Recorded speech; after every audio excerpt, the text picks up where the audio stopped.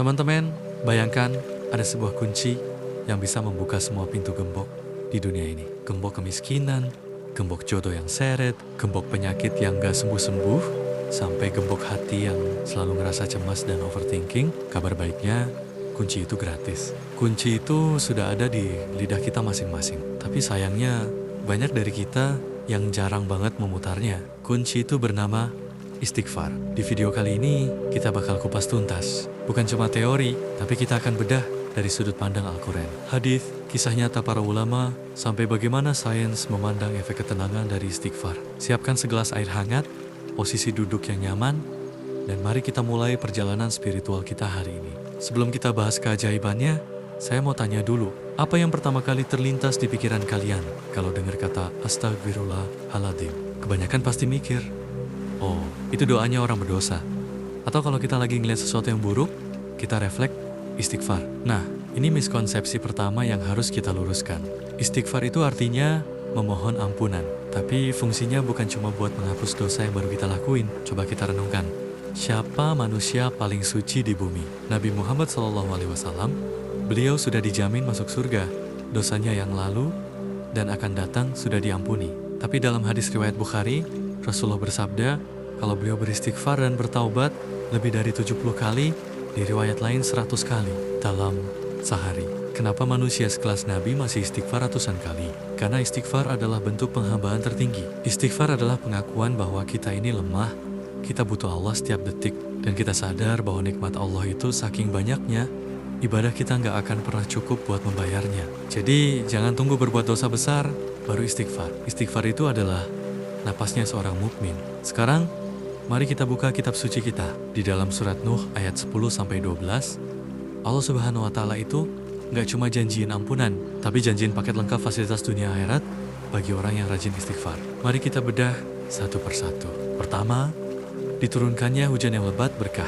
Hujan dalam Al-Quran sering disimbolkan sebagai rahmat dan sumber kehidupan. Kalau hidup kamu lagi terasa kering, usaha lagi gersang, cobalah siram dengan istighfar, Allah yang akan suburkan kembali. Kedua, dilimpahkannya harta dan keturunan. Ini menarik banget buat teman-teman yang mungkin lagi berjuang finansial, atau pasangan suami istri yang udah bertahun-tahun mendambakan buah hati tapi belum dititipkan amanah. Ayat ini secara eksplisit menyebutkan Allah akan membantu kalian dengan harta dan anak-anak. Istighfar itu pelancar urusan parenting dan finansial.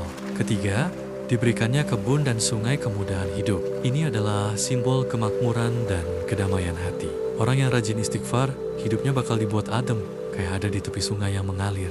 Teman-teman mungkin mikir, itu kan zaman Nabi. Kalau zaman sekarang gimana?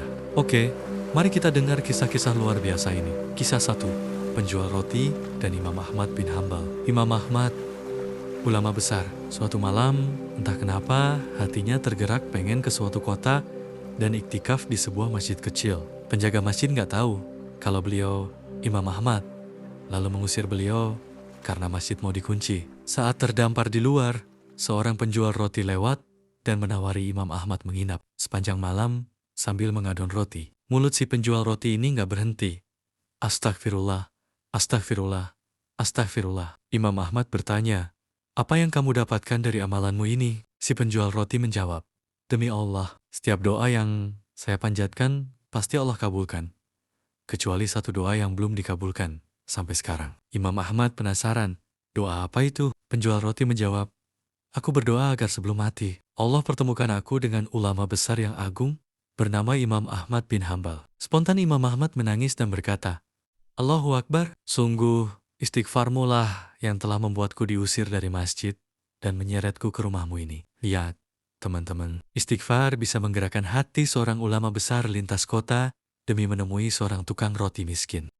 Kisah 2, Hasan al-Basri dan solusi segala masalah. Suatu hari, ulama Hasan al-Basri didatangi 3 orang dengan keluhan berbeda. Orang pertama mengeluh, wahai imam, daerah kami kekeringan. Hasan al-Basri menjawab, perbanyaklah istighfar. Orang kedua mengeluh, wahai imam, saya miskin dan terlilit utang. Hasan al-Basri menjawab, perbanyaklah istighfar. Orang ketiga mengeluh, wahai imam, saya mandul, belum punya anak. Hasan al-Basri menjawab, perbanyaklah istighfar. Murid beliau yang melihat kejadian itu heran, wahai guru, Kenapa masalahnya beda-beda tapi obatnya cuma satu? Hasan al-Basri tersenyum lalu membacakan surat Nuh yang kita bahas tadi. Istighfar itu obat herbal untuk semua jenis penyakit kehidupan. Secara psikologis dan sains, amalan zikir dan istighfar ini juga punya efek yang luar biasa untuk kesehatan mental. Saat kita mengucapkan astagfirullah, kita sedang melakukan proses rilis, melepaskan beban emosi negatif. Kita mengakui kesalahan kita, acceptance. Dalam ilmu psikologi, acceptance atau penerimaan adalah langkah pertama untuk menyembuhkan trauma dan stres. Ketika kalimat ini diulang-ulang dengan ritme yang teratur, detak jantung kita akan melambat, kortisol hormon stres menurun, dan otak kita akan memproduksi gelombang alfa, gelombang otak yang muncul saat kita merasa sangat tenang dan fokus. Jadi nggak heran, orang yang rajin istighfar itu mukanya kelihatan adem, keputusannya matang, dan nggak gampang tersulut emosi. Nah, setelah tahu semua keutamaan ini, pertanyaannya, gimana cara kita mempraktikkannya di tengah kesibukan dunia yang gila-gilaan ini? Kita kan kerja, kuliah, urus rumah tangga. Berikut adalah tips praktis cara melazimkan, merutinkan istighfar. Gunakan metode anchor, pemicu, pasangkan istighfar dengan aktivitas rutin. Misalnya, setiap nunggu lampu merah, wajib istighfar 10 kali. Setiap buka HP, sebelum buka medsos, istighfar 5 kali. Saat naik tangga, saat mencuci piring, jadikan itu waktu istighfar. Mulai dari target kecil, jangan langsung pasang target 10.000 sehari kalau belum terbiasa. Mulai dari 100 kali setelah syalat subuh dan 100 kali setelah syalat asyar. Gunakan tasbih digital kecil yang bisa dipakai di jari. Istighfar dengan hati, bukan cuma lidah saat mengucapkannya. Bayangkan kesalahan-kesalahan kita. Resapi artinya, ya Allah, aku mohon ampunanmu. Selamatkan aku, teman-teman yang saya cintai karena Allah. Hidup ini terlalu lelah kalau semuanya harus kita tanggung sendiri dengan logika dan tenaga kita yang terbatas. Serahkan sisanya kepada Allah lewat istighfar. Saya menantang kalian yang menonton video ini. Mari kita sama-sama buat tantangan istighfar 30 hari. Mulai hari ini, rutinkan minimal 100 kali sehari dengan penuh penghayatan. Nanti, kalau kalian sudah merasakan keajaibannya, entah hati jadi lebih tenang atau tiba-tiba ada jalan keluar dari masalah kalian. Tolong kembali lagi ke video ini dan tulis cerita kalian di kolom komentar bawah. Ya, biar bisa jadi motivasi buat teman-teman yang lain. Jika video ini dirasa bermanfaat, silakan tekan tombol like, subscribe, dan bagikan ke keluarga atau grup WhatsApp kalian. Satu share dari kalian bisa jadi ladang pahala jariah yang terus mengalir. Wabillahi taufiq wal hidayah. Wassalamualaikum warahmatullahi wabarakatuh.